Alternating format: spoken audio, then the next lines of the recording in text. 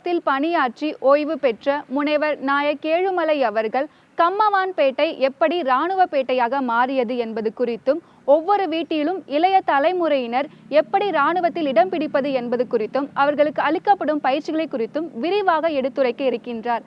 அந்த பயிற்சிகளை பற்றி கேட்டு தெரிந்து கொள்வது மட்டுமல்லாமல் அந்த பயிற்சிகளை நேரடியாக காண இருக்கிறோம். வாருங்கள் அவரை சந்தித்து பல்வேறு விஷயங்களை கேட்டு தெரிந்து கொள்ளலாம்.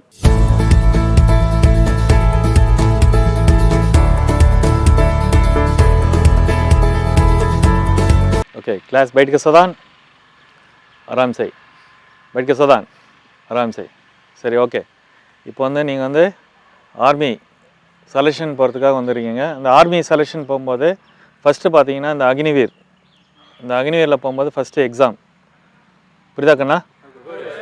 ஓகேவா? சரி. இந்த அக்னிவீர் சிஸ்டத்தில் ஃபஸ்ட்டு எக்ஸாம்ன்றதுனால உங்களுக்கு ஃபஸ்ட்டு தேரி போய்ட்டுருக்குது. இந்த தேரி கிளாஸ் நீங்கள் வந்து தேரியில் வந்து பாஸ் ஆனால் தான் அடுத்தது என்ன எதில் போக முடியும்? ஃபிசிக்கல் போக முடியும். இப்போ வந்து ஃபஸ்ட்டு தேரின்றதுனால அந்த தேரி வந்து இப்போ கிளாஸ் நடக்கும். ஓகே கிளாஸ் போகலாமா? ஓகே. இப்போ இந்த 100 மார்க்கில் பார்த்தீங்கன்னா 35 மார்க்கு எடுத்தால் பாஸ். வணக்கம் சார். வணக்கம். என்னுடைய பேர் வந்து சந்தியா. நான் மக்கள் தொலைக்காட்சியிலேருந்து வந்துட்டுருக்கேன். இராணுவப்பேட்டை என்ற நிகழ்ச்சிக்காக உங்ககிட்ட கொஞ்சம் பேசணும். இராணுவத்தை பற்றியும் ஒரு சில விஷயங்கள் வந்து உங்ககிட்ட பேசணும். பேசலாமா சார்? கண்டிப்பாக பேசலாம். வாங்க சார். டாக்டர் ஏழுமலை, நாயக் ஏழுமலை, உங்களை எப்படி கூப்பிடுது சார்? ஆர்மியில் பார்த்தோன்னா நாயக் ஏழுமலைன்னு கூப்பிடலாம். இப்போ வந்து நான் ரிட்டையர்ட் வந்த பிறகு எனக்கு டாக்டர் கௌரவ பட்டம் கொடுத்தாங்க. நீங்கள் எது கூட்டாலும் ஓகேங்க. உங்களுக்கு எது ரொம்ப பிடிச்சிருக்கு சார்? ரெண்டுத்தில் பார்த்தீங்கன்னா நாயக் ஏழுமலைன்றது அது எனக்கு சிறப்பாக இருக்கும். பொதுவாகவே பார்த்தீங்கன்னா வந்து இராணுவத்துறையில் வந்து சேரணும்னு ஒரு சிலர் மட்டும்தான் ஆசைப்படுவாங்க. உங்களுக்கு வந்து இந்த ஆசை வந்ததுக்கு காரணம் நீங்களே வந்து விருப்பப்பட்டு நான் வந்து இராணுவத்துக்கு போகணும் அப்படின்னு ஆசைப்பட்டீங்களா, இல்லை வீட்டில் வந்து அம்மாவோ அப்பாவோ இல்லை நீ இராணுவத்துக்கு போ அப்படின்னு சொல்லிட்டு அவங்க சொன்னாங்களா சார்? கண்டிப்பாக. இந்த மண் எங்கள் கம்மான்பேட்டைங்கிற இராணுவப்பேட்டை வந்து இந்த மண்ணுடைய உறவுகள் வந்து பார்த்திங்கன்னா அதிகமான இராணுவ வீரர்கள். இப்போ எங்கள் குடும்பத்தை எங்கள் ஃபேமிலியில் பார்த்திங்கன்னா எங்கள் தாத்தா ஆர்மி, எங்கள் அப்பா ஆர்மி, அதுக்கப்புறம் நான் ஆர்மிக்கு போகணுன்னும் போது நாங்கள் இங்கே இருக்கிற சுச்சுவேஷன்லாம் பார்க்கும்போது இராணுவத்துக்கு போகணும் அப்படின்னும் போது படிக்கும் போதே எங்களுக்கு வந்து ஒரு உணர்வு இருந்தது. நாங்கள் இப்போ +2 முடிக்கணும், 10th முடித்தோன்னே நாங்கள் இராணுவத்துக்கு போகணும். அந்த உணர்வு இருந்ததுனால நாங்கள் எவ்வளோ கஷ்டப்பட்டு போனாலும் பரவாயில்லன்று இராணுவத்துக்கு போகிறது இப்போ கிடச்சிது. ஒரு வகையில் வந்து அப்பாவும் தாத்தாவும் வந்து ஒரு முக்கியமான காரணமாக இருந்திருக்காங்க இல்லையா இராணுவத்துக்கு போகிறதுக்கு. இப்போ சின்ன வயசுலேயே நம்ம சின்ன வயசுலேருந்து ஆசைப்படும் போது ஒரு சில விஷயங்கள் பண்ணுவோம். நம்ம இராணுவத்தை பார்த்து அதே மாதிரி நிற்கிறது, அதே மாதிரி நடக்கிறது, அதே மாதிரி பயிற்சி எடுக்கிறதுலாம் பண்ணுவோம் இல்லையா? அந்த மாதிரி பயிற்சிகள் எடுத்திருக்கீங்களா? இல்லை, அந்த டைமில் வந்து யாரும் பயிற்சியெல்லாம் எதுவும் பண்ணல. இருந்தாலும் சீனியர்ஸ் வந்து ரிட்டையர் ஆகிட்டு இப்போ இருப்பாங்க, தாத்தாங்களாம் இருப்பாங்க. அவங்கள நாங்கள் விளையாடின்னு இருக்கும்போது கேட்போம், தாத்தா இது மாதிரி ஆர்மினா என்னென்ன பண்ணணும், எப்படி ரன்னிங் ஓடணும், அந்த விஷயம்லாம் கேட்கும்போது அவங்க சொல்லுவாங்க. ஆர்மியில் வந்து போகும்போது ரன்னிங் ஓட வைப்பாங்க, அதுக்கப்புறம் 10 புல்லப்ஸ் எடுக்கணும், இது மாதிரி இருக்கும், அங்கே போயிட்டு நீங்கள் டிசிப்ளினாக இருக்கணும். அந்த விஷயம்லாம் வந்து அவங்க சீனியர்ஸ் வந்து வயசானவங்க இங்கே இருக்க ரிட்டையர் ஆன அந்த அதிகாரி இருப்பாங்க, அவங்கள கேட்டு தான் நாங்கள் தெரிஞ்சுக்கணும். இப்போ வந்து அப்பா வந்து இராணுவத்துறையில் இருக்கிறதால வந்து உங்களுக்கு வந்து இராணுவத்துறைக்குள்ளே போகிறதும் அதை பற்றி தெரிஞ்சுக்கிறதும் வந்து ரொம்பவே எளிமையாக இருந்திருக்கா, இல்லை எல்லாரையும் போல தான் நீங்கள் கொஞ்சம் கடினப்பட்டு தான் கற்றுக்கிட்டீங்களா? இல்லை, கண்டிப்பாக இராணுவன்றது அவ்வளோ ஈஸி கிடையாது. நாங்கள் இங்கேருந்து போகும்போதே வந்து ட்ரைனிங் இப்போ வந்து பார்த்திங்கன்னா ரோடு வசதி நல்லா இருக்குது, கிரவுண்டு இருக்குது, எல்லாமே இருக்குது. அப்போல்லாம் வந்து நாங்கள் மலை மேலே தான் ஏறி ஓடுவோம். அதிகமான ப்ராக்டிஸ் பண்ணி நாங்கள் ஒரு 2-3 பேர் சேர்ந்துட்டு தான் ஓடுவோம். அதுக்கப்புறம் தான் வந்து இராணுவத்துக்கு வந்து நாங்கள் வந்து செலெக்ஷன் போனோம். முதல் செலெக்ஷன்லேயே வந்து நாங்கள் வந்து எம்ஏஜி, எங்கள் அப்பா எம்ஏஜின்றதுனால எம்ஏஜி சென்டரில் போய்ட்டு முதல் செலெக்ஷனே வந்து ஃபிட் ஆகிட்டோம். எம்ஏஜி சென்டர்னு சொன்னீங்கல்ல சார், நிறைய பேருக்கு அது வந்து தெரிஞ்சிருக்க வாய்ப்பு இல்லை, அதை பற்றி விளக்கமாக சொல்லுங்கள். எம்இஜி மദ്രാஸ் இன்ஜினியர் குரூப், அது வந்து நம்ம பெங்களூரில் இருக்குது. அதிகமாக வந்து பார்த்திங்கன்னா எம்ஏஜி ஒரு இன்ஜினியர்ஸ் ட்ரூப்புன்றதுனால அதில் பல விதமான ட்ரூப்ஸ்லாம் இருக்குது. அங்கே போனோன்னே அதை பற்றி கற்றுக் கொடுக்குறாங்க. நீங்கள் வந்து ட்ரைனிங் எடுத்தீங்கன்னு சொன்னீங்க இல்லையா, எத்தனை மாதம் வரைக்கும் அந்த ட்ரைனிங் எடுத்தீங்க சார்? இப்போ 1 வருஷம் இல்லை 2 வருஷம் அந்த மாதிரிங்களா? அங்கே வந்து எம்ஏஜியில் பார்த்தீங்கன்னா 1.5 வருஷம் அங்கே ட்ரைனிங். அந்த 1.5 வருஷம் முடிச்சிட்ட பிறகு தான், 1.5லேருந்து 2 வருஷம் முடிச்சிட்ட பிறகு தான் நாங்கள் வந்து யூனிட்டுக்கு அனுப்புவாங்க. இப்போ எக்ஸாம்ஸ்லாம் இருக்கும்ல சார், எக்ஸாம்ஸ் இருக்கும். அங்க போயிட்டு வந்து நம்ம உடல் தேர்வுன்னு இருக்கும் இல்லையா? அந்த தேர்வுலாம் வந்து உங்களுக்கு எளிமையா முதல் செலக்ஷனே செலக்ட் ஆயிட்டீங்களா? இல்ல ஒரு 2, 3 வாட்டி பயிற்சி பண்ணி எடுத்தீங்களா சார்? நான் அந்த முதல் செலெக்ஷன் போகும்போது முதல் செலெக்ஷனை பிட் ஆகிட்டாச்சு. அதனால் அதனுடைய கஷ்டம் என்னன்றது எனக்கு தெரியல. முதல் போகும்போதே அது அந்த சின்ன வயசில் நாங்கள் +2 கூட முடிக்கல. +1 முடித்தோடனே +2 போகும்போதே வந்து எனக்கு அந்த வாய்ப்பு கிடைச்சது. அது ரொம்ப ஈஸியாக இருந்தது. அன்றைக்கி இருந்த உணவு முறைகள், அன்றைக்கி இருந்த ஃபிசிக்கல் எல்லாமே நல்லா இருந்ததுனால உடனே செலக்ட் ஆகிடுவாங்க. முதல் முயற்சியிலே வந்து நீங்க வந்து சக்ஸஸ் பண்ணியிருக்கீங்கன்னா ரொம்பவே பெரிய விஷயம் சார். உங்களுக்கு முதல் போஸ்டிங் போட்டிருப்பாங்கல்ல சார், அது எங்க போட்டாங்க சார்? முதல்ல பார்த்தீங்கன்னா, இங்கே சென்ட்ரு முடிச்சுட்டு ட்ரைனிங்லாம் முடிச்சுட்டு நம்ம பட்டியாலா 38 அசால்ட் இன்ஜினியர் ரெஜிமெண்ட்டு, அந்த ரெஜிமெண்ட்டில் தான் நான் முதல் முறையாக வந்து என்னுடைய பயணம் வந்து எங்களுடைய ரெஜிமெண்ட்டு தான். ம். இப்ப பார்த்தீங்கன்னா வந்து நீங்க செலக்ட் ஆயிட்டு, இந்த ராணுவ உடை வந்து முதலா போடும்போது ஒரு உணர்வு ஏற்படும் இல்லையா? கண்ணாடி முன்னாடி நின்னு பார்க்கும்போது, நம்மள அறியாமலே வந்து ஒரு கம்பீரம் இருக்கும் இல்லையா? அந்த தருணம் எப்படி இருந்துச்சு சார்? இராணுவத்துக்கு போனோம் அப்படின்னும்போது நாங்கள் ட்ரைனிங் ஃபஸ்ட்டு அந்த யூனிஃபார்ம் கொடுக்கும்போது எங்களை மீறிய வந்து கண் கலங்கி எங்களுடைய அந்த சந்தோஷம் சொல்லவும் முடியல. அது யாருக்கும் அந்த அவ்வளோ ஒரு சந்தோஷம் மேடம். ஏன்னா இராணுவத்துக்கு போனோம், அப்பா இருந்தாங்க, தாத்தா இருந்தாங்க, எங்கள் ஊரில் எல்லாமே இராணுவத்தில் இருந்தாங்க. அதை பற்றி சொல்லும்போது நாங்கள் அந்த யூனிஃபார்ம் கையில் வாங்கிட்டு அந்த போடும்போது போர் அப்படின்னு சொல்லுவாங்க, அந்த போரில் வெற்றி கண்ற மாதிரி எங்களுக்கு ஒரு உணர்வு இருந்தது. கண்டிப்பா ராணுவத்துறையில இருக்கோம்னா, கண்டிப்பா வந்து போர்லாம் வந்து நம்ம சந்திச்சு தான் ஆகணும். இப்ப நம்ம போருக்கு போறக்கூடிய நிலைமையில இருக்கும் இல்லையா? இப்ப நம்ம ராணுவ வீரரா இருக்கக்கூடிய பட்சத்துல வந்து, எப்ப வந்து எதிரிகள் தாக்குவாங்கன்னு தெரியாது இல்லையா? அந்த மாரி நிலைமையில இருக்கும்போது, அந்த பதவியில இருக்கிறது ரொம்பவே பொறுப்பான விஷயம் இல்லையா? நம்ம அந்த இடத்துல போய் நிக்கும்போது, நம்மள அறியாமயே நம்மளுக்கு கொஞ்சம் கொஞ்சம் பயம் இருக்கும் இல்லையா? நம்மளுக்கு எதுவும் ஆயிடுமோ? இல்ல நம்மள சார்ந்த நம்ம அம்மா, அப்பா வருத்தப்படுவாங்களோ? அப்படின்னு சொல்லிட்டு, நம்மளுக்கு ஒரு பய உணர்வு இருக்கும். அந்த பய உணர்வு உங்களுக்கு இருந்திருக்கா? பயம் இராணுவனாவே பயம் இருக்காது மேடம். ஏன்னா இங்கேருந்து ட்ரைனிங் கற்றுக் கொடுக்கும்போதே அவங்களுக்கு எல்லாமே சொல்லிக் கொடுக்குறாங்க. அடிபட்டாலோ விழுந்தாலோ அவங்களுக்கு அந்த விஷயம் வந்து அங்கேயே கற்றுக் கொடுக்குறாங்க. பயன்றது யாருக்கும் எந்த ஒரு இராணுவ வீரருக்கும் இன்ன வரைக்கும் இன்றைக்கி சர்வீஸ் பண்ணுற இராணுவ வீரருக்கும் யாருக்கும் அந்த பயம் இருக்காது. இந்தியாவில் சொல்லுவாங்க, ஓ டர்கியா ஓ மர்கியா அப்படின்னா யார் பயந்துட்டா அன்றைக்கே செத்துட்டானாரு. அது வந்து இராணுவ வீரருக்கு யாருக்குமே எந்த டைம் எனி டைம் ஒரு சீனியர் வந்து சொல்லியாச்சுன்னா 100% அது வந்து கடைப்பிடிப்பாங்க. கண்டிப்பா வந்து ராணுவ வீரருக்கு பயம் இருக்கக்கூடாதுன்னு சொல்லிட்டு ரொம்பவே சிறப்பா சொன்னீங்க சார். நீங்க வந்து ராணுவ வீரரா இருந்திருக்கீங்கன்னு சொன்னீங்க இல்லையா? போர்லாம் பண்ணியிருக்கீங்கன்னு சொன்னீங்க. அது எந்த காலகட்டம் சார்? போர் அப்படின்னா போர்லாம் நான் போனது கிடையாது. ஏன்னா நான் பிட்டாகிறதுக்கு முன்னே கார்கில் போர்லாம் முடிஞ்சிச்சு. அதை பற்றி நாங்கள் கேள்விப்பட்டிருக்கோம், நியூஸில் பார்த்துருக்கோம், புக்ஸில் படிச்சிருக்கோம், பேப்பரில் பார்த்துருக்கோம். ஆனால் வார்ன்றது எதுவும் அட்டெண்ட் பண்ணல. நான் கிடைச்ச முதல் போஸ்டிங் பார்த்தீங்கன்னா ஜேஎன்கே ஜம்மு அண்ட் காஷ்மீர் 2003லேருந்து 2006 44 RR பெட்டாலியன் ஃபஸ்ட்டு போஸ்டிங் போனேன். அந்த 44 RR பெட்டாலியன் தான் வந்து பல டாஸ்க்லாம் எனக்கு கிடச்சிது. ஏன்னா புதுசாக வந்து ட்ரைனிங் முடிச்சுட்டு ரெஜிமெண்ட் போய்ட்டு ரெஜிமெண்ட்லேருந்து போகும்போது அங்கேயும் பார்த்தீங்கன்னா அங்கேயும் ஒரு சின்ன வயசு இல்லையா, சர்வீஸு சின்ன வயசு தான். அந்த டைமில் வந்து அங்கே கற்றுக்கிற விஷயம் அங்கே தான் வந்து தீவிரவாதிகள்லாம் வந்து தாக்குதலாம் அதிகமாக இருந்தது. அந்த ட்ராவல் எங்களுக்கு வந்து ரொம்ப பெரிய விஷயமா இருந்தது. தீவிரவாதினா எப்படி இருப்பாங்க, அவங்களுடைய நடை எப்படி இருக்கும், அவங்களுடைய பாவனை எப்படி இருக்கும். அந்த ஜேஎன்கே வில்லால் பார்த்தீங்கன்னா எல்லாருமே ஒரே மாதிரி தான் இருப்பாங்க. எல்லாருமே தாடி வச்சுட்டு இருப்பாங்க. யாரை டவுட் பண்ணணும், யாரை சந்தேகிக்கணும் எனக்கு தெரியாது. அந்த டைமில் வந்து ஃபஸ்ட்டு டைம் பார்த்தீங்கன்னா அந்த 2005 வந்து தீவிரவாதி வந்து வேறு எங்களுடைய கம்பெனியை வந்து வேறு கம்பெனி வந்து ஃபயர் பண்ணியிருந்தாங்க. அப்போ தான் நாங்கள்லாம் ஓடி போயிட்டு எல்லோரும் போய் பார்க்க முடியாது. அந்த டைம்ல நாங்கள் அவுட்டர் கோனில் இருக்கும்போது இவங்க தான் தீவிரவாதின் போது முதல் முறையாக வந்து 2005 தான் பார்த்தோம். நீங்க சொல்லும்போது 44 RRன்னு சொன்னீங்க இல்லையா? அதை பத்தி விளக்கமா சொல்லுங்க சார். 44 RR வந்து 44 பெட்டாலியன் ராஷ்ட்ரிய ரைஃபிள். RRன்றது ராஷ்ட்ரிய ரைஃபிள். அந்த ராஷ்ட்ரிய ரைஃபிள் பார்த்தீங்கன்னா 1 RRலேருந்து குறிப்பிட்ட RR வரைக்கும் இருக்குது. அந்த RRுடைய டாஸ்க் என்னென்னா காஷ்மீரில் வந்து தீவிரவாதி தாக்குதல், தீவிரவாதிங்க இருக்கிற இடத்துல வில்லேஜில் போயிட்டு அவருடைய தேடுதல் வேட்டையை பண்ணிவிட்டு உண்மையான தீவிரவாதியை அவங்கள வந்து அட்டாக் பண்ணி இந்த நாட்டையும் அந்த மண்ணையும் காப்பாற்றுறதுக்காக அந்த 44 RR பெட்டாலியன் வந்து நிறைய மக்கள் இருக்கக்கூடிய இடத்துல வந்து தீவிரவாதிகள் மக்களோட மக்களாக கலந்து இருப்பாங்க.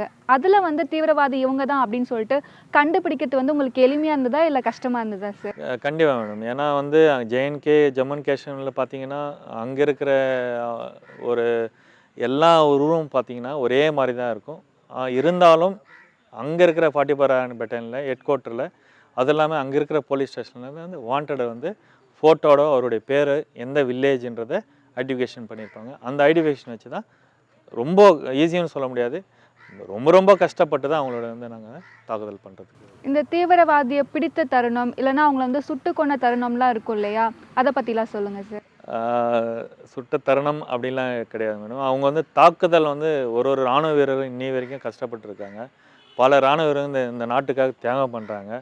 அப்போ பார்த்தீங்கன்னா ஒரு தீவிரவாதி வந்து நேராக போயிட்டு தீவிரவாதியும் அட்டாக் பண்ண முடியாது. ஒரு தீவிரவாதி வந்து எங்கள் மேலே ஒரு ஃபயர் பண்ணியோ எங்கள் மேலே ஏதாவது ஒரு அடிப்பட்டாலோ இது பண்ணும்போது அவன் ஃபயர் ஃபஸ்ட்டு ஓப்பன் பண்ணும்போது தான் நாங்கள் வந்து அவங்க மேலே தாக்குதல் பண்ண முடியும். அது மாதிரி தாக்குதல் பண்ணும்போது எங்களுக்கு வந்து இராணுவ வீரர்கள் ரொம்ப பேர் அடிபட்டிருக்காங்க, ரொம்ப பாதிக்கப்பட்டிருக்காங்க. டாக்டர் ஏழுமலை அவர்கள் வந்து எப்படி வந்து அவர் வந்து இராணுவத்தில் மீது ஆர்வம் வந்துச்சு, தன்னுடைய அப்பாவும் தன்னுடைய தாத்தாவும் வந்து இராணுவ வீரராக இருந்ததால் அவருக்கும் வந்து அந்த ஆசை வந்து இராணுவத்துறையில் வந்து இராணுவ வீரராக இருந்திருக்காரு. அது மட்டும் இல்லாமல் அவர் வந்து ஜம்மு காஷ்மீரில் வந்து வேலை பார்த்துருக்காரு. இந்த தீவிரவாதிகள்லாம் வந்து கண்டுபிடிக்கிறதுல ரொம்பவே சிரமம் இருந்தாலும் கூட அந்த வேலையை வந்து ரொம்பவே பொறுப்புடன் செஞ்சிட்ருக்காரு. சார், ரொம்ப நேரமாக வந்து உங்களை நிற்க வச்சே நான் பேசிகிட்டு இருக்கேன், வாங்க கொஞ்சம் நேரம் உட்காந்து பேசலாமா? தீவிரவாதிகளை வந்து எப்படி கண்டுபிடிக்கிறது, அது வந்து ரொம்பவே கடினமான விஷயம்னு சொன்னீங்க இல்லையா? அது மட்டும் இல்லாமல் பார்த்தீங்கன்னா வந்து தீவிரவாதிகள் வந்து நம்ம பிடிச்சிக்கிறது வேற, அதே மாதிரி தீவிரவாதிகிட்ட நாம் போய் ஒரு சில சமயம் மாட்டிப்போம் இல்லையா? அவங்ககிட்ட இருந்து தப்பிச்சு வரதே ஒரு பெரிய அனுபவமாக இருக்கும். அந்த மாதிரி சம்பவங்கள்லாம் நடந்திருக்கா சார்? எப்பவுமே வந்து தீவிரவாதி தேடலில் வந்து நாங்கள் இராணுவம் தான் வந்து நாங்கள் தேடல் பண்ணுவோம். எப்பவுமே வந்து அவங்க இடத்துல நாங்கள் போய் மாட்டிக்க மாட்டோம். இருந்தாலும் அவங்க இருக்கிற இடத்துக்கு நாங்கள் வந்து இன்னர் கோடன் போட்டு அவங்க ஹவுஸ் என்ட்ரி பண்ணி நாங்கள் சர்ச் பண்ணும்போது அவன் தப்பிச்சு ஓடணும் தான் நினைப்பாங்க தவிர நாங்கள் வந்து இராணுவ வீரர்கள் யாரும் தப்பிச்சு ஓடணும்னு யாரும் பண்ண மாட்டாங்க. அந்த டைமில் வந்து அவனுடைய வெப்பன்ஸ் எங்கேயாச்சும் ஒழிக்க வச்சுட்டோ இல்லை அவங்க சிவிலியனாக வந்து அவன் தப்பிச்சு ஓடுறதுக்கு தான் வாய்ப்பு இருந்தாலும் தப்பிக்க ஓடுறதுக்கு அளவுக்கு நாங்கள் டைட் பண்ணுவோம். சில அங்கே இருக்கிற சுச்சுவேஷனில் சிவிலியன்லாம் எல்லாமே வந்து ஒன்றாயிட்டாங்கன்னா அந்த டைமில் வந்து தப்பிக்கிறதுக்கு வாய்ப்பு இருக்குது. மற்றபடி இராணுவ வீரர்கள்லாம் வந்து நேரடியாக மோதக்கூடிய ஒரு நபர்கள்னு சொல்லலாம் இல்லையா? கண்டிப்பாக மேடம். ஏன்னா அவ்வளோ ஈஸி கிடையாது. ஒரு இடத்துல வந்து நம்ம லான்ச் பண்ணிட்டோன்னா அந்த இடத்துல தன்னுடைய உயிர் விட்டு கூட அந்த தீவிரவாதியை நாங்கள் தாக்குதல் பண்ணணும்னு நினைப்பாங்க தவிர தப்பிச்சு வரணும்னு யாரும் நினைக்க மாட்டாங்க. ரொம்பவே பெருமையான விஷயம் சார். அதுக்கு அடுத்தபடியாக பார்த்தீங்கன்னா வந்து இப்போ தீவிரவாதியை பிடிக்கணும்னா அவன் வந்து பொதுமக்களோட ஒன்றா கலந்து தான் இருப்பான். அப்போ பொதுமக்கள் வந்து உங்களுக்கு வந்து முழு ஒத்துழைப்பு தராங்களா அந்த தீவிரவாதிகளை பிடிக்கிறதுக்கு? அங்கே இருக்கிற சுச்சுவேஷனில் பார்த்தீங்கன்னா அது அவ்வளோ ஈஸியாக வந்து அங்கே இருக்கிற பொதுமக்கள் யாரும் வந்து சொல்லிட மாட்டாங்க. அந்த சுச்சுவேஷன் தகுந்த மாதிரி எங்களுடைய அங்கே இருக்கிற ஒரு கமாண்டிங் ஆஃபீஸர்ஸு அந்த இடத்துல வந்து சொன்ன பிறகு தான் அந்த லொக்கேஷன்லேயோ அவங்களுடைய ஐடென்டிஃபிகேஷன் பண்ணும்போது தான் அந்த தீவிரவாதி எங்கள் மேலே முதல்ல தாக்குதல் பண்ணும்போது தான் தீவிரவாதின்றதை நாங்கள் ஐடென்டிஃபிகேஷன் பண்ண முடியும். அதுக்கப்புறம் எங்களுடைய தாக்குதல் நடக்கும். சிவிலியனுக்கு யாருக்கும் அங்கே இருக்கிற ஒரு பப்ளிக்கில் யாருக்கும் அடிப்படாமல் அந்த தீவிரவாதியும் அந்த குறிப்பிட்ட இடத்துல அந்த குறிப்பிட்ட தீவிரவாதியை மட்டும் தாக்குதல் பண்ணுன்றதை நாங்கள் ஏமா பண்ணிகிட்ருக்கோம். இப்போ தகவல் கிடைக்கும்போது தான் நீங்கள் வந்து அந்த இடத்த வந்து ரவுண்ட் அப் பண்ணுவீங்க இல்லையா சார்? ஒரு சில சமயம் வந்து தவறான தகவல்கள், அங்கே தீவிரவாதி இல்லைனாலும் அங்கே தீவிரவாதி இருக்காங்க அப்படின்னு சொல்லிட்டு தவறான தகவலும் உங்களுக்கு கிடைச்சிருக்கா? அந்த மாதிரி போயிருக்கீங்களா? கண்டிப்பாக டெய்லி ஆப்ரேஷன் வந்துட்டு தான் இருக்கும். தவறான சொல்லுவாங்க. இருந்தாலும் அதுதான் ட்ரைனிங். எப்பயுமே வந்து தீவிரவாதி இருக்காங்களான்னு நாங்கள் ஓடிட்டு இருக்க மாட்டோம், தீவிரவாதி இல்லைன்னு ஓடிட்டு இருக்க மாட்டோம். அந்த டைமில் வந்து தீவிரவாதி கிடைச்சா சக்ஸஸ், அப்படி கிடைக்கலாம் அது ஆஸ் பர் ட்ரைனிங். நாங்கள் கண்டிப்பாக வந்து ஒரு சிவிலியன் ஒரு இடத்துல வந்து ஒரு அக்காமடேஷனில் வந்து அந்த இப்போ வந்து ஜம்மு அண்ட் காஷ்மீர் பார்த்தா எல்லாமே மலைப்பகுதி தான். அந்த மலைப்பகுதியில் ஆறு இருக்கும், கிளைமேட் சுச்சுவேஷன் இருக்கும். அங்கே பார்த்தீங்கன்னா ஒரு டைம் ஜனவரிலாம் இப்போ எல்லாம் பார்த்தீங்கன்னா ஐஸ் வந்துட்டுருக்கும். ஏப்ரல் மேலே பார்த்தீங்கன்னா ஆப்பிள் சீசன் இருக்கும். அந்த டைமில் வந்து ஒரு குறிப்பிட்ட இடம் போனால் கூட யார் போகிறாங்க கூட அவ்வளோ க்ரீன்ஸ் இருக்கும். அதனால் அந்த கிளைமேட் அந்த சுச்சுவேஷனுக்கு தகுந்த மாதிரி தான் நாங்களே வந்து ஆப்ரேஷன் லான்ச் பண்ணுவோம். இப்போ வந்து இராணுவ வீரராக இருக்கிறது வந்து ரொம்ப சாதாரண விஷயம் கிடையாது. அது மட்டும் இல்லாமல் எப்போ வந்து எதிரிகள் தாக்குவாங்களும் தெரியாது. விரோதிகளை வந்து நம்ம வந்து கண்காணிச்சிக்கிட்டே தான் இருக்கணும். அந்த வகையில் பார்க்கும்போது வந்து நீங்கள் வந்து நிறைய விரோதிகளை வந்து பார்த்துருப்பீங்க. அந்த விரோதிகளை பிடிக்கிறதுக்கான ஆப்ரேஷன்லாம் பண்ணியிருப்பீங்கள்ல சார்? நீங்கள் வந்து இராணுவ வீரத்தில் இருக்கும்போது நிறைய பேரை வந்து பிடிக்கணும்னு வந்து முயற்சி பண்ணியிருப்பீங்க. நிறைய டீம் ஒர்க்கும் பண்ணியிருப்பீங்கள்ல, அதை பற்றிலாம் சொல்லுங்கள் சார். எங்களுடைய டீம் ஒர்க் பார்த்தீங்கன்னா ஃபஸ்ட்டு ஆர்ஆர் போகும்போது அவ்வளோலாம் எனக்கு அந்த ரொம்ப வெளியெல்லாம் அனுப்ப மாட்டாங்க, ஆப்ரேஷன் லான்ச் பண்ணலாம் அனுப்ப மாட்டாங்க. இன்ஜினியர் ட்ரூப்பில் மட்டும் தான் வச்சுட்ருப்பாங்க. அது வந்து ஐடி பிளாஸ்ட் பண்ணுறதுக்கு, தீவிரவாதி வீடு எந்த டார்கெட் ஹவுஸில் இருக்கவங்க அவங்கள மட்டும் தாக்குதல் பண்ணுறது மட்டும் கூப்பிட்டு போவாங்க. அதுக்கப்புறம் ஒரு செகண்ட் டைம் வந்து 44 RR போனேன். 2012 to 2014 அந்த டைமில் வந்து நாங்கள் வந்து ஃபுல்லாக முழுக்க வந்து ஒரு இன்ஜினியர்ஸ் ட்ரூப்லேருந்து இன்ஃபென்ட்ரி ட்ரூப்பாக கூட நாங்கள் ட்ரைனிங் பண்ணுறதுக்கு அவங்கள கூட நாங்கள் வந்து ஆப்ரேஷன் லான்ச் பண்ணுறதுக்கு அனைத்து சான்ஸும் கிடச்சிது. சமீபத்தில் ஒரு படம் வந்திருந்தது சார். அந்த படத்தில் வந்து மேஜர் முகுந்த் வரதராஜன் அவர்களுடைய வாழ்க்கை வரலாறு வந்து அந்த படத்தில் வந்து எடுத்திருந்தாங்க. அவர் வந்து என்னென்ன ஆப்ரேஷன் பண்ணார், அவர் எப்படி உயிர் தியாகம் பண்ணாருன்னு வந்து அந்த படத்தில் வந்து காமிச்சிருந்தாங்க. அந்த படத்துக்கு அப்புறமா தான் இராணுவ வீரர்களுடைய வந்து உயிர் தியாகம் வந்து எந்த அளவுக்கு இருக்கும், அவங்களுடைய வாழ்க்கை எப்படி கஷ்டமாக இருக்கும் அப்படின்னு சொல்லிட்டு மக்கள் நிறைய பேருக்கு வந்து தெரிய வந்திருக்கு. அவருடைய டீமில் வந்து நீங்களும் ஒரு மெம்பராக இருந்திருக்கீங்கன்னு வந்து கேள்விப்பட்டிருக்கேன். அவர் கூட ஒர்க் பண்ண எக்ஸ்பீரியன்ஸ் பற்றி சொல்லுங்கள் சார். 44 RR பெட்டாலியன் பார்த்தீங்கன்னா அது அந்த 2012 to ஏன்னா ஆல்ரெடி நான் வந்து 3 to 6 இருந்தாலும் ரொம்ப அனுபவம். அதுக்கப்புறம் 12 to 14 இப்போது சொன்ன மாதிரி மேஜர் முகுந்த், அந்த முகுந்த் சார் பற்றி பேசணும் அப்படின்னா அன்னைக்கு 44 RRல என்ன விஷயம் சொன்னாலும் யாருக்கும் தெரியாது. இந்த படம் மூலிமா தான் வந்து எல்லாருக்கும் வந்து ஒரு விழிப்புணர்வு வந்தது. அது மட்டும் இல்லாமல் பார்த்தீங்கன்னா அந்த ஒரே டைமில் லான்ச் பண்ணி முகுந்த் வந்து உயிர் தியாகம் பண்ணல. 2012 to 14 அவரோட ட்ராவல் பண்ணும்போது, அவருடைய கமாண்டிங் பண்ணும்போது, ஒரு இடத்துல ஆப்ரேஷன் கேட் டீமில் ஆப்ரேஷன் பண்ணும்போது அவருடைய ஃபுல் கண்ட்ரோல், அவருடைய சுச்சுவேஷன், அதாவது அவருடைய அதிகாரி மேலே இருக்காங்க கர்னல் தபாஸ். அந்த கர்னல் தபாஸ் வந்து அவர் கமாண்டிங் ஆஃபீஸர்ஸ் வந்து நம்ம மேஜர் முகுந்த் இல்லை அந்த கம்பெனி சார்ந்த ஆல்ஃபா கம்பெனி, பிராவோ சார்லி கம்பெனியில் வந்து ஒரு லொக்கேஷனில் வந்து நாங்கள் பல ஆப்ரேஷன் பண்ணியிருக்கோம். அந்த ஆப்ரேஷன் பண்ணும்போது மேஜர் முகுந்தோடைய ஆப்ரேஷன் வந்து சோஃபியானில் காஜிபத்ரா வில்லேஜில் நடந்தது. அந்த டைமில் அந்த டாஸ்க் எங்களுக்கு கிடைச்ச டைமில் வந்து எங்கள் கேட் டீமும் அவங்க கேட் டீமும் வந்து ஒன்றா சேர்ந்து ஆப்ரேஷன் லான்ச் பண்ணதுக்கு ஒரு வாய்ப்பு கிடச்சிது. அப்போது அந்த மேஜர் முகுந்த் அவருடைய கண்ட்ரோலில் தான் போயிட்டு இருந்தது. அந்த சமயத்தில் வந்து அவர் இந்த நாட்டுக்காகவும் இந்த மண்ணுக்காகவும் தியாகம் பண்ணுற ஒரு சமயம் கிடச்சிது. உங்கள் கூட வேலை பார்க்குற முகுந்த் வரதராஜன் ஆகட்டும், அப்படி இல்லைனா மற்ற வேறு சக வந்து இராணுவ வீரர்கள் ஆகட்டும் வந்து இந்த மாதிரி உயிர் தியாகம் பண்ணும்போது வந்து அதை கடந்து வரது வந்து ரொம்பவே கஷ்டமான விஷயமா இருக்கும். என்னடா அது, நம்ம கூட வேலை பார்த்தவங்க இப்போ நம்ம கூட இல்லையே அப்படின்னு சொல்லிட்டு ரொம்பவே மன வருத்தமாக இருக்கும். அதெல்லாம் எப்படி கடந்து வரீங்க நீங்கள்? மேஜர் முகுந்த் சார் வந்து ஆப்ரேஷன் லான்ச் போது உயிர் இறக்கும்போது அதை பார்த்திங்கன்னா அந்த ஆப்ரேஷனில் அவர் கிட்டவே இருக்கும்போது அவர் அடிபட்டு சிப்பாய் விக்ரம்ஜித் அடிபட்டு விழும்போது சரி, மேஜர் முகுந்த் அடிபட்டு போகும்போது ஒரு கம்யூனிகேஷன் இருக்கும்போது அந்த ஆப்ரேஷன் லான்ச்சில் கம்யூனிகேஷன் இருக்கும்போது தான் அந்த ஆப்ரேஷன் வந்துகிட்டே இருக்கும். இப்போது முகுந்த் வந்து அவர் அடிபட்டு விழுந்துட்டுருக்காரு. எனக்கு கிடைச்ச கம்யூனிகேஷன் வச்சுட்டு தான் அவர் வந்து அடுத்த கர்னல் தபா சார் சொன்ன பிறகு தான் அவரை முகுந்த் எடுக்கணும் அப்படி ரெக்கவரி பண்ணணும் போது தான் நான் போயிட்டு ட்ராவல் பண்ணிவிட்டு அவர் வந்து லிஃப்ட் பண்ணி எடுத்துகிட்டு அவர் எடுத்துகிட்டு போனோம். உயிர் அப்படின்னும்போது மேஜர் முகுந்த் 44 RRலேருந்து மேஜர் முகுந்த் சார் மட்டும் உயிர் இருக்கல. பல ஆப்ரேஷன் டைமில் என்ன கூட சர்வீஸ் பண்ணும்போது சிப்பாய் இருக்கும்போது, ஆஃபீஸர்ஸ் இறக்கும்போது ரொம்ப பேர் உயிர் தியாகம் பண்ணியிருக்காங்க. அந்த அனுபவத்தில் பார்த்தீங்கன்னா கண்ணுக்கு முன்னே மேஜர் முகுந்த் இறக்கும்போது அது யாராலையும் அது ஏற்றுக்க முடியாது. ஏன்னா ஒரு பரபரப்பாக வந்து ஒரு ஆப்ரேஷன் போயிட்டுருக்குது. ஆல்ரெடி 3 தீவிரவாதி உள்ளே இருக்காங்க. ஆல்ரெடி தீவிரவாதி சுட்டு தள்ளி இருக்கும்போது இவர் வந்து அடிப்பட ஆசிஃப் பானி வந்து ஃபயர் பண்ணும்போது இவர் அடிபட்டு நம்ம கண் முன்னே வந்து விழும்போது எல்லாருக்குமே வந்து ரொம்ப கஷ்டமான ஒரு விஷயம். 44 RRல வந்து உயிரிழப்பு ஏற்பட்டிருக்கு அப்படின்னு சொல்லிட்டு வெளியே தெரிய வரும்போது நம்ம வீட்டில் இருக்கவங்க வந்து பதறுவாங்க. அச்சச்சோ, நம்ம பையனும் அங்கே வேலை பார்க்குறானே, அவனுக்கு எதோ ஆயிடுச்சோ அப்படின்னு சொல்லிட்டு வீட்டிலேருந்து உங்களுக்கு ஃபோன் பண்ணாங்களா சார்? 44 RRல என்ன சம்பவம் நடக்குதுன்றது யாருக்கும் தெரியாது. அன்றைக்கி வந்து ஃபோன் கம்யூனிகேஷன்லாம் கம்மி. இந்த விஷயத்தையே வந்து யாருக்கும் வெளியும் சொல்ல மாட்டோம். ஏன் சொல்ல மாட்டோன்னா, இதெல்லாம் ஒரு இராணுவ ரகசியம்.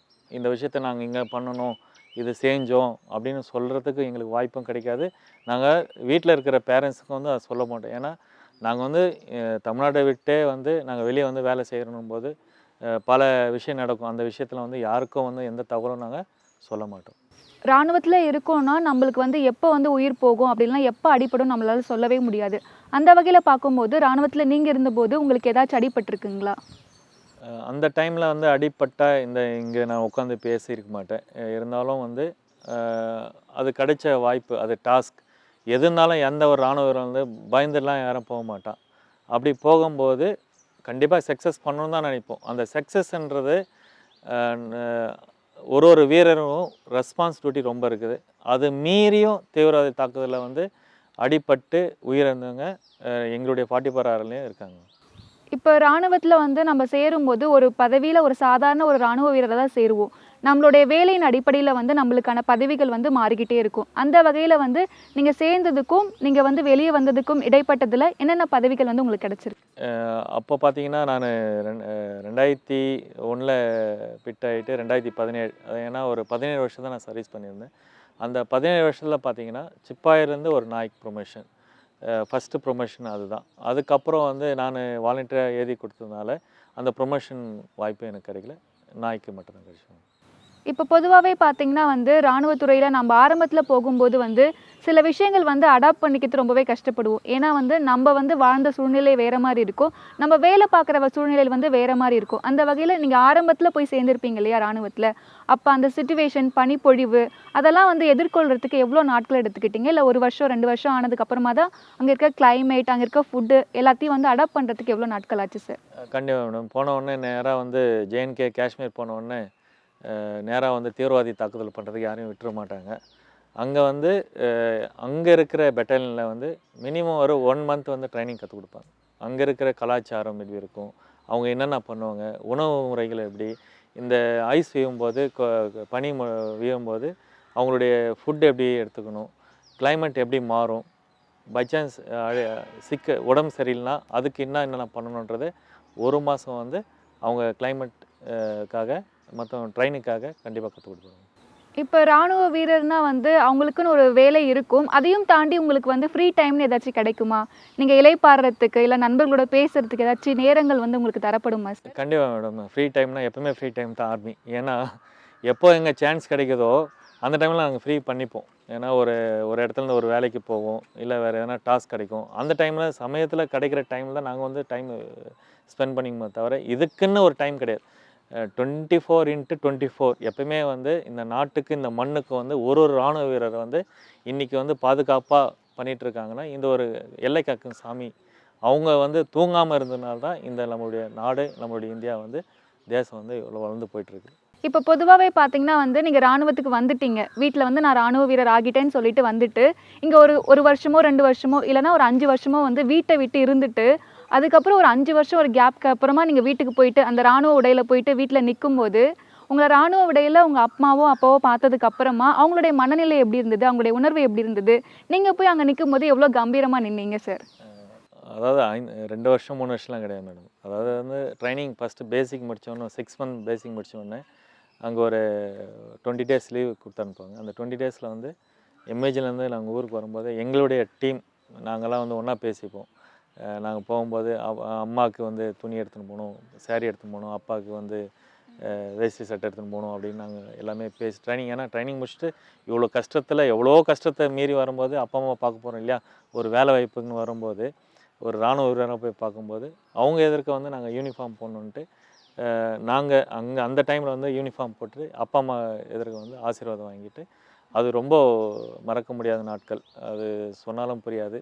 அது ரொம்ப மிக மிக சந்தோஷமான விஷயம். நீங்க வந்து பார்த்தீங்கன்னா வந்து, உங்களுடைய தாத்தாவ பார்த்தும், அப்பாவ பார்த்தும் வந்து ராணுவ வீரர் ஆகணும்னு ஆசைப்பட்டு, ஒரு ராணுவ வீரராவே ஆகிட்டீங்க. 17 வருஷம் வந்து ராணுவத்தில வந்து இருந்திருக்கீங்க. உங்கள பார்த்து உங்களுடைய நண்பர்களுடைய பையனாகட்டும், இல்லன்னா உங்க தெருவுல யாராச்சும் வந்து, "நானும் உங்கள மாதிரி வந்து ராணுவ வீரர் ஆகணும்." அப்படின்னு சொல்லிட்டு உங்ககிட்டயே வந்து சொல்லுவாங்க இல்லையா? "நீங்க எனக்கு வந்து உதவி பண்ணுங்க. எப்படி ராணுவ வீரர் ஆகணும்னு சொல்லுங்க." அப்படின்னு சொல்லிட்டு ஒரு சிலர் வந்து உங்ககிட்ட கேட்பாங்க இல்லையா? அந்த மாரி கேட்டுருக்காங்களா சார்? கண்டிப்பாக மேடம் கேட்டிருக்காங்க. நான் ரிட்டயர் ஆகிட்டு வந்த பிறகு இங்கே கம்மோன்பேட்டில் வந்து இங்கே இப்போ கூட போயிட்டு இருக்கும்போது ரன்னிங்லாம் பண்ணும்போது இங்கே ஓடிட்டு இருந்த ரன்னிங் இராணுவத்துக்கு போகணுன்ற ஒரு மாணவர்கள்லாம் வந்து ஒரு 10 பேர் வந்து 12 பேர் வந்து கேட்கும்போது நானும் வந்து நீங்கள் இராணுவத்துக்கு போகணும் அப்படின்னும் போது தான் இந்த red rose warriors defence training academy open பண்ணேன். இன்றைக்கி வந்து ஒரு ரோல் மாடலாக வந்து இன்றைக்கி வந்து சுமார் ஒரு 69 மாணவர்கள் வந்து போயிருக்காங்க. அதனுடைய எப்போ வந்து அந்த மாணவர்கள் கேட்டாங்களோ அன்னைக்கிலேருந்து ஸ்டார்ட் பண்ணது தான் ரெட் ரோஸ் வாரியர்ஸ். எத்தன வருஷமா நடத்திட்டு இருக்கீங்க சார் இது? 2019 நாங்கள் வந்து டீம் ஃபார்ம் பண்ணும்போது ரெட் ரோஸ் வாரியர்ஸ் பண்ணும்போது இங்கே கிரவுண்டும் கிடையாது. இங்கே எங்களுடைய கோவில் ஊருடைய கோவில் மானியத்தில் கிரவுண்ட் ரெடி பண்ணி அன்னை இருந்த வந்து கலெக்டர் ராமன் சார் வந்து அதை ஓப்பன் பண்ணி வச்சார். அதுக்கப்புறம் தான் வந்து இங்கே ட்ரைனிங் ப்ரொஃபஸரில் வந்து நாங்கள் ஸ்டார்ட் பண்ணோம். இப்போ நம்ம ஆரம்பத்தில் ஆரம்பிக்கும்போது ஒரு 5 பசங்களோ ஒரு 10 பசங்களோ தான் இருப்பாங்க. ஆனால் வந்து போக போக வந்து பசங்களோட எண்ணிக்கை அதிகரிக்கும். அதுக்கேற்ற மாதிரி வந்து நம்மளுடைய டெக்ஸ்டைல்ஸும் வந்து அதிகப்படுத்தணும். ஏன்னா வந்து பசங்க வர வர வந்து அவங்களுக்கு நல்ல விஷயங்களை கொடுக்கணுன்றதுக்காக அந்த அமைப்பாகட்டும், அவங்களுக்கு ட்ரைனிங் கொடுக்கறதுக்கான எக்யூப்மெண்ட் ஆகட்டும், அதெல்லாம் நம்ம வாங்கணும் இல்லையா? அதெல்லாம் இம்ப்ரூவ்மெண்ட் பண்ணுறதுக்கும் எவ்வளோ நாட்கள் ஆச்சு சார்? 2019லேருந்து 2025 வந்துச்சு. இந்த குறிப்பிட்ட நாட்கள் வந்து இந்த போயிருந்த மாணவர்கள் அவங்க வந்து சப்போர்ட் பண்ணி, அது இல்லாமல் ஃபஸ்ட்டே வந்து பார்த்திங்கன்னா, இந்த அப்ஸ்டிக்கல்லாம் வாங்குறதுக்கு வந்து நான் ரிட்டையர் ஆகிட்டு வந்த பிறகு அந்தவுடைய காசை வச்சு அப்ஸ்டிக்கெலாம் வந்து ரெடி பண்ணோம். அது இல்லாமல் பார்த்திங்கன்னா, அப்போ வந்து ஹாஸ்டல்லாம் கிடையாது. இன்றைக்கி வந்து கிளாஸ் எடுக்கிறதுக்கு, ஏன்னா ஒரு இராணுவ வீரர்கள் போனோம் அப்படின்னும்போது அவங்களுக்கு முழுமையாக வந்து இங்கே கற்றுக் கொடுக்கணும். எந்த ஒரு இதெல்லாம் இப்போ ஃபஸ்ட்டு செலெக்ஷன் போனால் ஒரு ஃபஸ்ட்டு பேட்ச் எடுத்தால் அந்த ஃபஸ்ட்டு பேட்சில் பார்த்திங்கன்னா கொஞ்சம் எஜுகேஷன் கம்மியாக இருப்பான், ரன்னிங் கம்மியாக இருப்பான். அதுக்காக வந்து இப்போ பார்த்திங்கன்னா வெளியேருந்து இப்போ கன்னியாகுமரியிலேருந்து வந்திருக்காங்க மாணவர்கள்லாம் வந்து கேட்குறாங்க, நல்லா ட்ரைனிங் இருக்குது, நான் என்னுடைய அப்பா அம்மா பேரண்ட்ஸ் கூட்டு வந்து என் பையனை வந்து இங்கே சேர்க்கணும் அப்படின்னும்போது ஹாஸ்டல் இல்லாத தருணமும் இருந்தது. அதுக்கப்புறம் வந்து கொஞ்சம் ஹாஸ்டலும் ரெடி பண்ணி வச்சுருக்கோம். இன்றைக்கி தமிழ்நாட்டில் முழுக்க வந்து இங்கே வந்து நம்மளுடைய ஹாஸ்டல் வந்து தங்கி படிக்கிறாங்க. இப்போ வந்து நீங்க வந்து ராணுவத்துல 17 வருஷமா வேலை பார்த்ததுக்கு அப்புறம் நீங்களே தான் ரிட்டயர் ஆயிட்டீங்க இல்லையா? ஏன் சார் ரிட்டயர் ஆனீங்க? நாட்டுக்காக 17 வருஷம் சர்வீஸ் முடித்தேன். இப்போ வந்து இந்த மண்ணுக்காகவும் சில சோசியல் ஒர்க்லாம் பண்ணணும் அப்படின்னு ரொம்ப ஆர்வமாக இருந்தது. எங்களுடைய டீம் வச்சு பனை விதைகள் 10,000 பனை விதைகள் நட்டிருக்கோம். ஒரு 50,000 மரக்கன்று நட்டிருக்கோம். அது இல்லாமல் எங்களுடைய ஸ்டூடெண்ட் மாணவர்கள் வந்து எமர்ஜென்சி பிளட் டொனேட்லாம் பண்ணியிருக்கோம். இதுவும் வந்து ஒரு சோசியல் ஒர்க்காக தான் நம்ம பண்ணிகிட்ருக்கோம். இது ரொம்ப எனக்கு நாட்டில் சேவை பண்ணதை விட இங்கே பண்ணுறது ரொம்ப பெருமையாக இருக்குது. நீங்கள் இராணுவத்தை விட்டு வந்துட்டீங்க, இருந்தாலும் வந்து அந்த இராணுவத்தையும் அந்த இடத்தையும் அந்த குளிரையும் அங்கே இருக்கக்கூடிய உணவையும் வந்து மிஸ் பண்ணுற மாதிரி உணர்வு இருக்கா சார்? கண்டிப்பாக மேடம். ஏன்னா இன்றைக்கி என்னோட சர்வீஸ் பண்ணவங்களாம் வந்து இப்போவும் சர்வீஸில் இருக்காங்க. எப்போயுமே வந்து இந்த பொங்கல், தீபாவளி, ரம்ஜான், கிறிஸ்மஸ் எதுனா இருக்கட்டும், நண்பர்கள் ரொம்ப பேர் இருக்காங்க, இராணுவத்தில் இருக்காங்க. அவங்க வந்து அந்த இடத்துலேருந்து ஃபோன் பண்ணும்போது நானே சர்வீஸ் பண்ணுற மாதிரி ஒரு ஃபீலிங் இருக்கும். சொல்லுவாங்க, இது மாதிரி இப்படி இருக்கும், இந்த டைம் இப்படி இருக்கிறோம் அப்படின்னு சொல்லும்போது எனக்கு ரொம்ப பெருமையாக இருக்கும். அது ரொம்ப மிஸ் பண்ணுறாங்க. இப்போ கம்மான்பேட்டையை பொறுத்த வரைக்கும் இதுக்கு வந்து இராணுவப்பேட்டைன்னு இன்னொரு பேரும் இருக்குது இல்லையா சார்? இந்த இராணுவப்பேட்டைன்னு பேர் வரதுக்கான காரணம் என்ன சார்? கம்மான்பேட்டை என்கின்ற இராணுவப்பேட்டை, இந்த இராணுவப்பேட்டை அப்படின்னாவே நம்ம இந்தியாவிலே வந்து ஒரு மையப்புள்ளி அப்படின்னா இராணுவப்பேட்டை தான். இந்த மண்ணுக்கும் இந்த வேலூர் மாவட்டத்துக்கும் ரொம்ப பெருமை சேர்ந்தது. அப்படி எப்படின்னு பார்த்தீங்கன்னா, தொப்பல் குடை உறவுன்னு சொல்லுவாங்க. இங்கே கம்மான்பேட்டை அப்படின்னு சொன்னாவே அதிகமான இராணுவ வீரர்கள் இங்கேருந்து போயிருக்காங்க.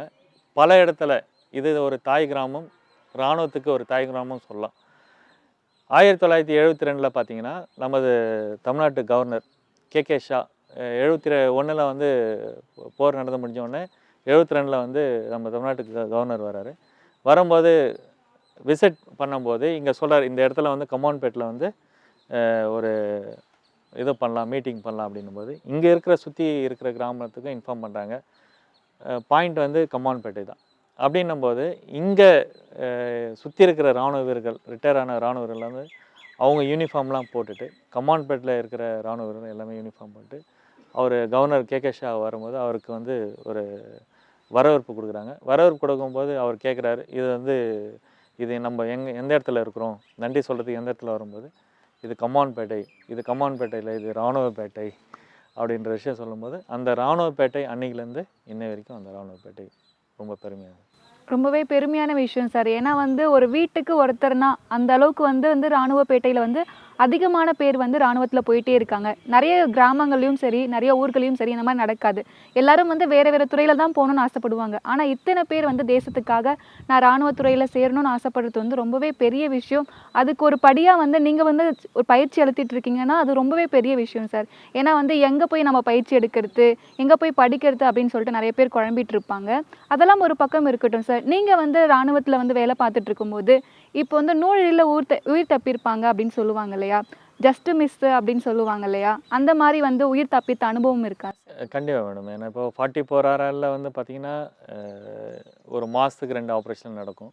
அந்த டைமில் தப்பிச்சு வந்ததே பெரிய விஷயம். அதெல்லாம் பார்த்திங்கன்னா மேஜர் முக்கந்த் உயிர் இருக்கும்போது கூட அந்த டைமில் கூட எங்களுடைய தாக்குதலில் வந்து ரவுண்ட்ஸ் வந்து பக்கத்தில் ஹிட் ஆகிட்டு போனோம். அப்போயும் வந்து அந்த டைமில் நாங்கள் உயிர் தப்பிச்சு வந்தது பெரிய விஷயம். அதுக்கு அடுத்தபடியாக பார்த்தீங்கன்னா வந்து நான் ஆரம்பத்தில் உங்களை பார்க்கும்போது நீங்கள் வந்து மாணவர்களுக்கு வந்து சொல்லி கொடுத்துட்டு இருந்தீங்க. மாணவர்களுக்கு நீங்கள் என்ன மாதிரியான பயிற்சிகள் வந்து தந்துட்டு இருக்கீங்க, என்ன மாதிரியான எஜுகேஷன் வந்து சொல்லித் தரீங்க சார்? இப்போ பார்த்தீங்கன்னா இப்போ கிளாஸ் போயிட்டுருக்கு பார்த்தீங்கன்னா தேரி முதல்ல வந்து 100 மார்க். பேசிக்காக வந்து இங்கே ஒரு இராணுவ வீரர் போனோன்னா தகுதி, ஹைட்டு, வெயிட்டு இதெல்லாம் கண்டிப்பாக தேவைப்படும். அதில் பார்த்தீங்கன்னா மெயின் வந்து தேரி படிக்கிறதுக்கு சம்மந்தப்பட்டது. இங்கே அவங்க மெட்டீரியல் வச்சுட்டு, அதாவது 10th முடிச்சே வந்து பேசிக்காக 10th முடிச்சவங்க பார்த்தீங்கன்னா 17 வயசு பூர்த்தி ஆகிட்டு இருக்கணும். அதெல்லாம் பார்த்தீங்கன்னா அவன் வந்து 10th வந்து 45% மேலே இருக்கணும் ஒரு ஜவானாக போனோன்னா. அதே வந்து ஒரு டெக்னிக்கல் ஒரு கிளர்க்காக போனால் +2 முடிச்சிருக்கணும். இது வந்து இராணுவத்துக்கு போனோன்னா, நேவி இல்லை ஏர்ஃபோர்ஸ் போனோன்னா +2 அந்த +2 வந்து ஏ குரூப்பாக இருக்கணும். அதில் வந்து 60%க்கு மேலே பர்சன்டேஜ் எடுத்துருக்கணும்.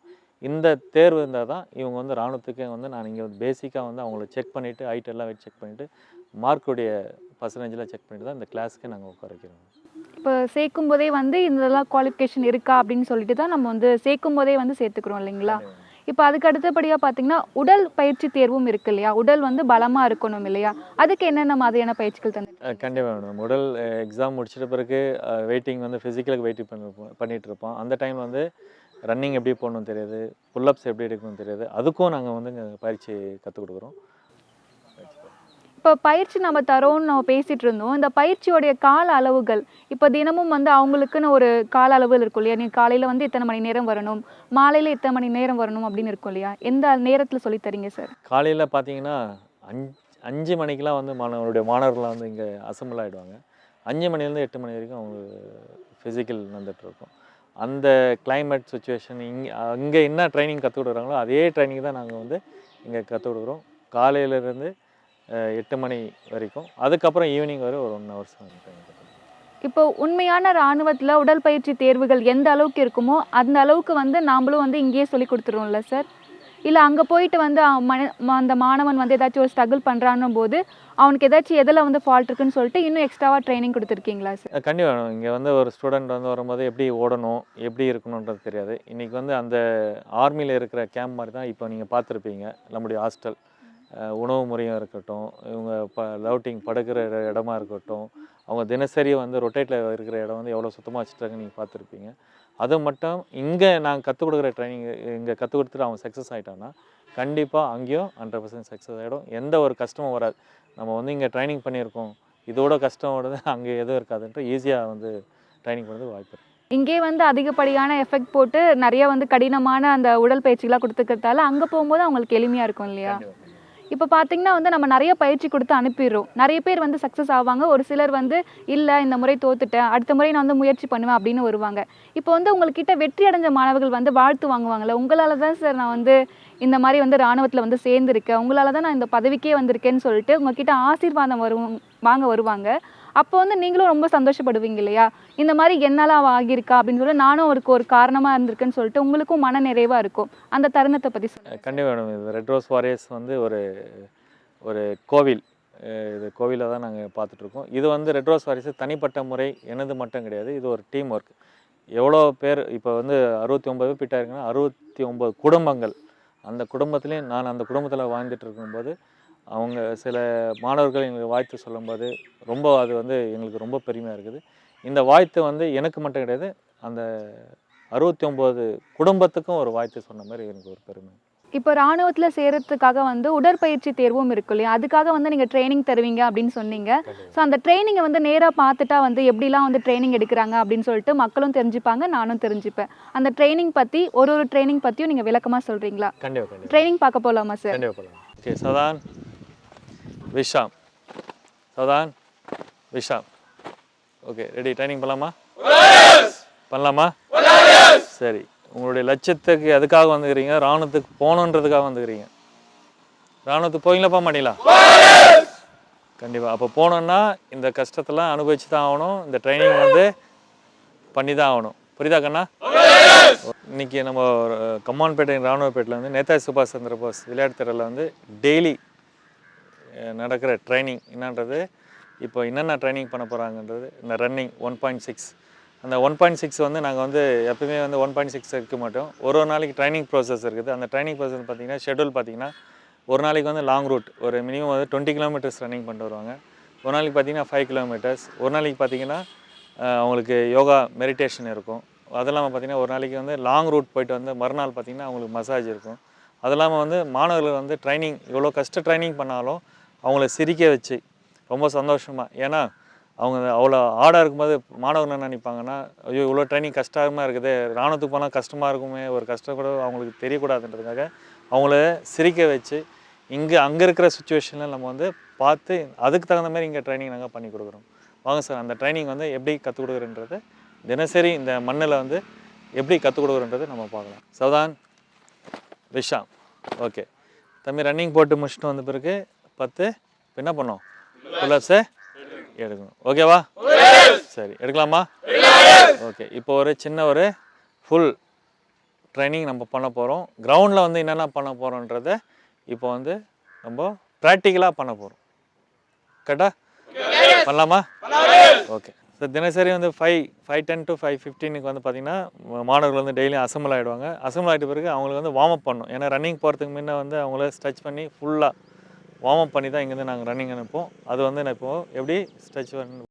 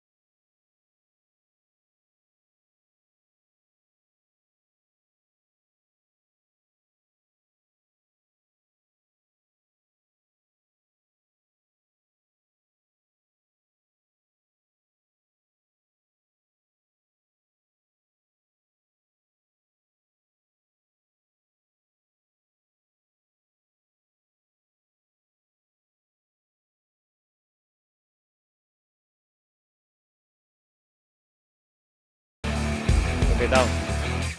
இப்போ பார்த்தீங்கன்னா இங்கே வந்து ஃபஸ்ட்டு வந்து காலையில் வந்தோடனே வார்ம் அப் பண்ணிவிட்டு இப்போ ரன்னிங் ஒரு நாளைக்கு நான் சொன்ன மாதிரி 5 கிலோமீட்டர்ஸ் 10 கிலோமீட்டர்ஸ். இப்போ வந்து பார்த்தீங்கன்னா வார்ம் அப் பண்ணி முடிச்சிட்டாங்க. இப்போ ரன்னிங் பார்க்கலாம்.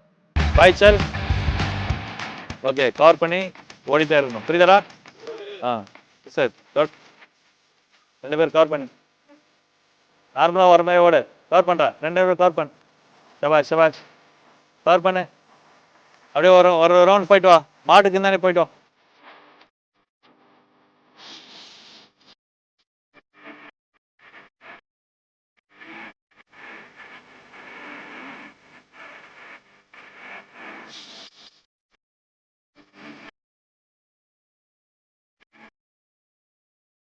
இப்போ ரன்னிங் முடிச்சுட்டு புல்லப்ஸ், இந்த 10 ஆர்மிக்கு போனோம்னா 10 புல்லப்ஸ் இருக்கணும். அந்த புல்லப்ஸ் வந்து இப்போது உங்களுக்கு நான்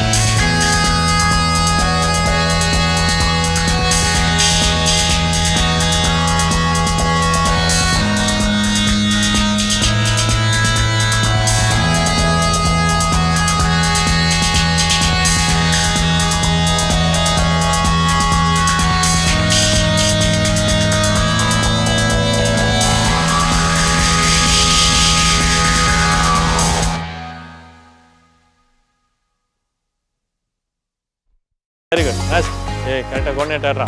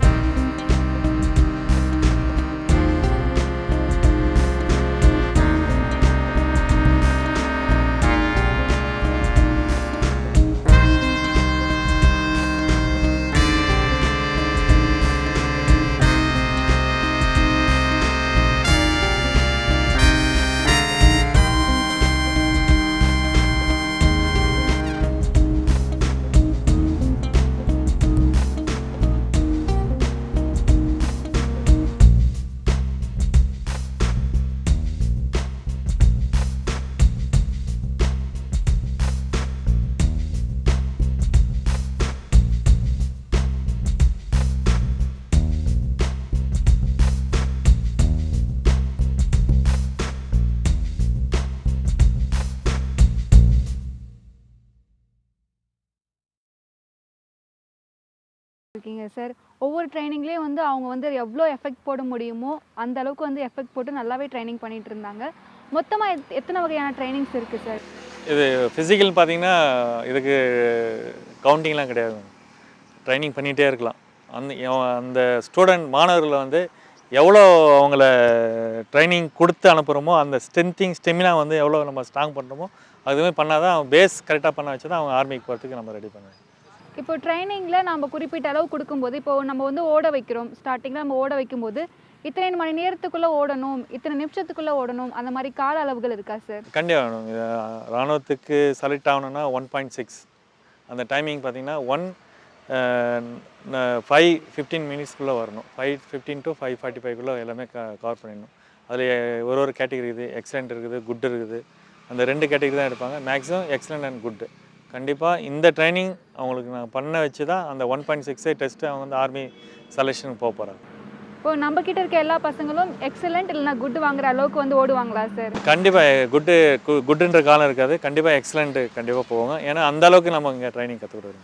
இப்போ வந்து புஷ்அப்ஸ்லாம் எடுக்கணும் அப்படின்ற மாதிரி ட்ரைனிங் கொடுத்துறீங்க. மொத்தமாக ஒரு நாளைக்கு எத்தனை புஷ்அப்ஸ் பண்ணுவாங்க பசங்க? நாங்கள் இப்போ ட்ரைனிங் ப்ராசஸ்ன்னு பண்ணும்போது ஒரு நாளைக்கு பார்த்தீங்கன்னா மினிமம் வந்து ஒரு செட் எடுப்பாங்க. இப்போ பார்த்தீங்கன்னா 10, 15, 20 அப்போ ஒரு செட் எடுக்கும்போது இவங்க ஸ்டூடெண்ட் நான் ட்ரைனிங் பண்ணும்போது பண்ணுவாங்க. ஸ்டூடெண்ட் பட்டி பேர் சேர்ந்தும் வந்து அவங்களும் வந்து ட்ரைனிங் மினிமம் பார்த்தீங்கன்னா ஒரு 50 to 60க்குள்ளே ஒரு மிலிட்ரியோடைய உடை வந்து எந்த அளவுக்கு சிறப்பு வாய்ந்ததோ அதே மாதிரி மிலிட்ரி கட்னே சொல்லிட்டு வந்து நிறைய பேர் வந்து அதை கட் வெட்டிப்பாங்க ஹேர் ஸ்டைலில். இப்போ வந்து நம்ம இந்த மாதிரி தான் இருக்கணும் அப்படின்னு சொல்லிட்டு ஒழுக்கமாக இருக்கணுன்றதுக்காக நம்ம ஆர்மியில் சேர்த்துக்கு முன்னாடி அந்த ட்ரைனிங் போகிறதுக்கு முன்னாடியே அந்த ஹேர்லாம் கட் பண்ணிட்டு தான் அந்த பசங்களை உள்ளே சேர்ப்பாங்களா சார்? ஹேர் கட் அப்படின்னும்போது அவங்க கண்டிப்பாக டிசிப்ளின் முக்கியம். ஒரு விஷயமும் கண்டிப்பாக அவங்கள ஃபாலோ பண்ணுவாங்க. அது பார்த்தீங்கன்னா அவங்களுடைய பட்டன்ஸாக இருக்கட்டும், அவங்களுடைய ஷூ லேஸாக இருக்கட்டும், கண்டிப்பாக ஒழுக்கம் கண்டிப்பாக முடியும். இப்போ டெய்லி இங்கே சேவ் பண்ணக்கூடாது, இங்கே வெளியே ஃப்ரீடமாக இருப்பான், சேவ் பண்ண மாட்டான், அவன் கண்டிப்பாக சேவ் பண்ணியே ஆகணும். இல்லைன்னா வச்சுங்க அங்கே போயிட்டு அந்த பனிஷ்மெண்ட் வாங்குவான். அந்த பனிஷ்மெண்ட் வாங்கக்கூடாது. இப்போ பனிஷ்மெண்ட்னா சாதாரண பனிஷ்மெண்ட்லாம் இருக்காது ஆர்மியில். நானே எவ்வளோ பனிஷ்மெண்ட் கொடுக்கும்போது ஆர்மியில் அவ்வளோ பனிஷ்மெண்ட் கொடுக்க மாட்டாங்களா? கண்டிப்பாக பனிஷ்மெண்ட்டு ஹெவியாக இருக்கும், ரொம்ப ஷுவராக இருக்கும். அது எல்லாமே ஃபைன் கூட போடுவாங்க. அதாவது சின்ன ஒரு நாள் சேவ் பண்ணல அப்படின்றதுக்காக ஒரு 20,000 30,000 லாஸ் பண்ண அவசியம் கிடையாது. அந்த விஷயத்தை நாங்கள் கற்றுக் கொடுத்துருக்கோம். இப்போ ஆர்மியில் வந்து அந்த பனிஷ்மெண்ட்றது ரொம்பவே ஹெவியாக இருக்கும்னு சொன்னீங்க இல்லையா? உதாரணத்துக்கு நீங்கள் ஏதாச்சும் ஒரு பனிஷ்மெண்ட் வாங்கியிருப்பீங்களா சார்? கண்டிப்பாக அது பனிஷ்மெண்ட் வாங்கி தான் இந்த இடத்துக்கு நான் வந்துடுவேன். இந்த இடத்த வந்து சாதாரணமாகலாம் பிடிக்க முடியாது. எல்லா விஷயத்துலையும் சரி, பனிஷ்மெண்ட் வாங்கி இந்த தவறு நம்ம பண்ணக்கூடாது அப்படின்ற விஷயத்த நான் தவறு பண்ணதுனால தான், பனிஷ்மெண்ட் வாங்கினதுனால தான் நான் இந்த இடத்துல வந்து நின்றுருக்குமே தவிர, அதே பனிஷ்மெண்ட் வாங்கக்கூடாதுன்றதுக்காக இந்த மாணவர்களை நான் கற்றுக் கொடுக்குறேன். இத்தனை மாணவர்களுக்கும் இன்ஸ்பிரேஷனாக வந்து நீங்கள் இருக்கீங்க சார். உங்களுக்கு இன்ஸ்பிரேஷன்னா யாரை சொல்வீங்க சார்? கார்கில் 99ல் வந்து கார்கில் போரில் வந்து எங்களுடைய ஊரை சார்ந்த நேதாஜின்ற ஒரு உயிரிழந்தார். அந்த பேர் அப்போது நம்மளுக்கு படிக்கும்போது தெரியாது. அது இல்லாமல் தாத்தா அப்பா ஆர்மியில் இருந்தாங்களே, நான் கண்டிப்பாக இராணுவத்துக்கு போனோம், அவங்கள பார்த்தா ஒரு ரோல் மாடலாக இருக்கணுன்றதுக்காக இராணுவத்துக்கு போயிருந்தேன். இப்போ இராணுவத்துக்காக நம்ம பயிற்சி சொல்லி கொடுக்குற ஒரு அகாடமி மாதிரி வச்சுருக்கோன்னு சொல்ல, ஒரு சின்ன பள்ளின்னு கூட சொல்லலாம். அந்த வகையில் இருக்கும்போது வந்து பசங்களுக்கு வந்து நீங்கள் இலவசமாக சொல்லித் தரீங்களா, இல்லைனா வந்து குறைந்த கட்டணத்தில் சொல்லித் தரீங்களா சார்? முதல்ல பார்த்தீங்கன்னா இலவசமாக பண்ணி கற்றுக் கொடுத்துருமா. இன்றைக்கி இருக்கிற சுச்சுவேஷனில் இந்த கிரவுண்டாக இருக்கட்டும், அப்ஸ்டிக்கலாக இருக்கட்டும், இன்றைக்கி அந்த அதிகமாக காசு வாங்காமல் போதுமான அளவுக்கு காசு வாங்கிட்டு அவங்களுக்கு கிளாஸ், இப்போது தேரிக்கு கற்றுக் கொடுக்கணும், அதுக்கு ஃபீஸ், இப்போ டீச்சர்ஸ் வராங்க அவங்களுக்கு நம்ம பே பண்ணணும். இப்போ ஹாஸ்டல் தங்கியிருக்காங்க அவங்களுக்கு ஃபுட்டு வேணும், அதுக்கு தகுந்த மாதிரி அவங்களுக்கு போதுமான அளவுக்கு நாங்கள் ஃபீஸ் வாங்கிட்டு இருக்கோம். அதுக்கப்புறமா நான் ஒரு விஷயம் கேள்விப்பட்டேன். இங்கே பார்த்தீங்கன்னா வந்து முக்கியமான தினங்களில் வந்து கொடி ஏற்றுவீங்க, அது வந்து சிறப்பு வாய்ந்த விஷயமா இருக்குன்னு, அதை பற்றி சொல்லுங்கள் சார். கம்மான்பேட்டை அப்படின்னா இராணுவப்பேட்டை தான். வந்து ரிட்டையர் ஆகிட்டு வந்த பிறகு பார்த்திங்கன்னா 2019 2018 இந்த நேதாஜி சுபாஷ் சந்திர போஸ் வந்து நம்முடைய கலெக்டர் ராமன் சார் வந்து ஓப்பன் பண்ணி வச்சார். அதேமாதிரி 2019 வந்து கம்மான்பேட்டில் 100 அடி தேசிய கொடி, 100 அடி 20க்கு 30 ஃப்ளாக் சைஸு, அது வந்து நம்முடைய கம்மான்பேட்டில் தமிழ்நாட்டில் மட்டும் இல்லை, இந்தியாவிலே முதல் முறையாக வில்லேஜில் வந்து இந்த குக்கிராமத்தில் வந்து முதல் முறையாக வந்து ஃப்ளாக் ஹோஸ் வந்து அப்போத்த கலெக்டர் வந்து சண்முகம் சார் வந்து ஏற்றி வச்சார். அது எங்களுக்கு இந்த மண்ணுக்கும் இந்த பூமிக்கும் இந்த நாட்டுக்கும் எங்களுக்கும் ரொம்ப பெருமையாக இருக்குங்க. ஒரு இராணுவ வீரராக வந்து நாட்டுக்காக பணியாற்றியது மட்டும் இல்லாமல் நிறைய இராணுவ வீரர்கள் வந்து உருவாக்கிட்டு இருக்கீங்க சார். ரொம்பவே பெருமைக்குரிய விஷயம். அது மட்டும் இல்லாமல் குறைந்த கட்டணத்தில் சிறப்பான பயிற்சியை நீங்கள் தந்துட்டு இருக்கீங்க. உங்களுடைய சேவைக்கு மக்கள் தொலைக்காட்சி சார்பாக வாழ்த்துக்கள் சொல்லிக்கிறேன் சார்.